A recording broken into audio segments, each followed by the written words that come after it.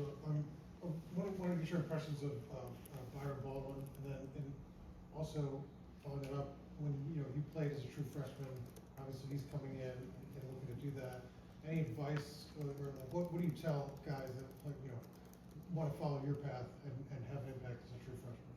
I mean, my first impression of Byron Baldwin, he brings a lot of energy. He's a young guy. He's willing to learn. So I think that he reminds me of myself, kind of like he asks questions about everything he wants to learn.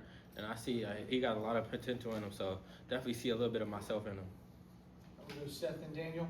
Yeah, what's it been like for you kind of becoming a little bit more of a leader and becoming the type of guy that these younger kids look up to? I mean, it's different for me, just being more vocal in my room and on the team. So it's a little different for me, but I'm adapting to it, and it's definitely been a challenge, but I'm getting better at it. We'll go Daniel, then Zach. I want to say Sig mentioned on Jamari just how much he's matured the last year. How much has he just evolved last year or so? Your eyes? He's been evolving tremendously.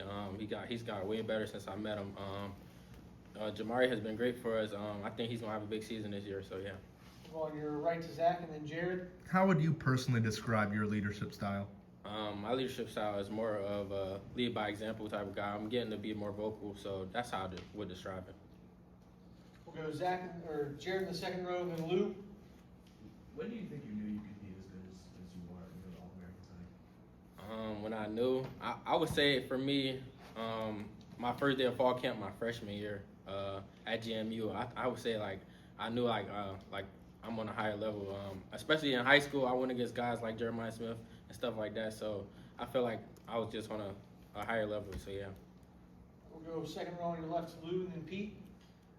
Along those lines, did you feel like an older, wiser guy now for here, having lived through it last year?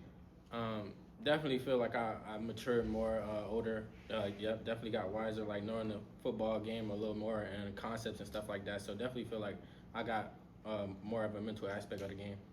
We'll go stay with Pete, and then we'll go to Mike. How competitive do you get when the receiver catches the ball on you? How much do you really want to shut them down? And then if they do, how fired up does that get you to make certain it doesn't happen again? And then just overall, what do you need to improve on to get to the next level? For me, I'm very competitive. I don't want a receiver to catch no balls. Even in cover 3, I don't want them to catch the hits for me. So anything, I'm very competitive. I don't like catches. My coaches don't like catches. So I'm definitely not the type of guy to give up a catch and get mad about myself. I'm coming back the next play. Sig like to keep the one play mentality, good play, bad play, we're on to the next. So that's the mentality I keep, and I'm going at them every play and competing. So yeah, that's the type of guy I am. And in order to get to the next level? In order to get next level, you got to have that mindset right there. You're playing the hardest position on the field, so you got to be able to bounce back from anything. So yeah. Stay on the left with Mike, and then go to Daniel. Yeah, you got competition on the other side, at the other corner spot between Jamar Sharp and Rylan Gandy. How have they kind of come along and kind of, obviously impressions of Gandy, but then how has Jamar improved from last year?